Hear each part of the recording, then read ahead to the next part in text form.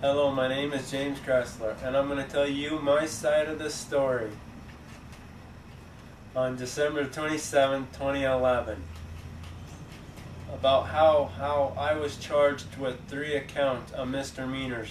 One for interfering in a lawful hunt, which is harassment. The second one is animal cruelty, and the third one is criminal mischief. On December 27th of 2011, I was protecting my property and my dogs on my property that were being attacked. I was woke up by my dogs barking at something, but I didn't know what it was.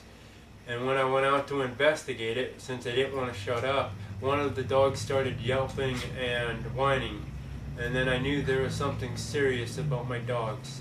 And so I went back inside and I grabbed my gun to go investigate what they were barking at and why they were whining. I wasn't sure if they were playing or if they were getting attacked, but it was definitely serious of a matter. And so I went to look at what was going on. As I got closer to the site, sorry about that, I got closer to the site, my dogs started running at me and around me in different directions, afraid of whatever it was that was chasing them. And then then I saw what it was. It was these 2 hound dogs all out in a chase after my dogs, the ones that were running by me. I yelled and I screamed at the dogs to stop, but they wouldn't stop. I fired off a warning shot. They still wouldn't stop. I fired off a second warning shot, and one of the hound dogs ran into a bullet.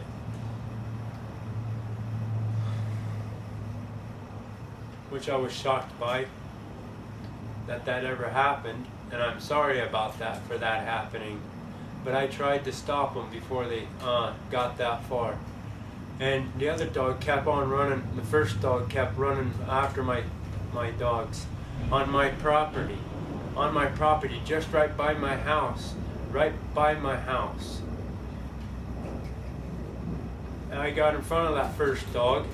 I tried to yell at it to get out. It wouldn't. It just had that creepy look, It just wouldn't go away. I told it to get again, and it wouldn't. So I fired off another round in front of the dog to scare the dog away. The dog didn't. It just looked around at my other dogs. And I realized I was out of bullets. And then that's when the dog started creeping around my house, going back around my trailer. I went inside to get more bullets to resolve this situation if the dog was going to attack my place. I don't want to kill any dog. I didn't want to, and I still don't want to this day. Kill any animals for that matter. Dogs, cats, whatever it is out there. I just don't like doing it. It's just not right,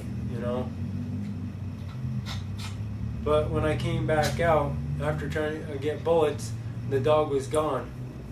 But my dad said that when I was inside getting the bullets, he saw the dog attack another one of my dogs on my deck. And Dad fired a warning shot over the dog. And then eventually the dog finally disappeared. And so, after that, we discussed about dogs. We noticed when we went and looked at the dog of what was going on, I had to explain to my parents what was going on. And we went up to the dog that I accidentally killed, and we noticed that it had a tracking collar on it. We also noticed that it was definitely dead. There was nothing we could do about it. We couldn't help it or repair it or whatever. So we just discussed about taking this dog down to a local place where the owners of the dog could claim it. Because lion hunters, I've known in the past, not to show up for days or even weeks before they ever find their dogs, to even have control of it. But as my parents are taking the dog down, the owners of the dog show up. And they're looking for their dogs, and I try to explain where their dogs are at and stuff like that, but they wouldn't believe me.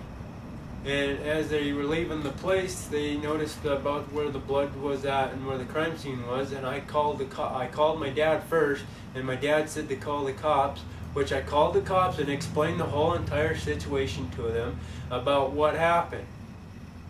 And so the office said to wait until the afternoon that an officer would see me and I'd tell them my side of the story and fill out a statement and everything. And then I did. My dad and I did when Dad got back. It was 1:30 in the afternoon when we finally made a statement to the cop, and he recorded it, but you don't really get to hear anything on the recording. You really can't hear what we say. And the cops also record their side of the story about what happened, and eventually you will see that disc. You will see that side of it. And tell me if you see anything mysterious about or out of place or abuse of power for being a county commissioner and cops, and how they maliciously decide to charge me for protecting my property, protecting my dogs, and not having permission to be on my place to hunt or to investigate the crime scene. See how they show on the video how they're going to prosecute me no matter what. And then as the time goes before they charge me with these 3 accounts, they also say that they're not going to charge me. They have nothing to charge me with. And this is what you will see in this video.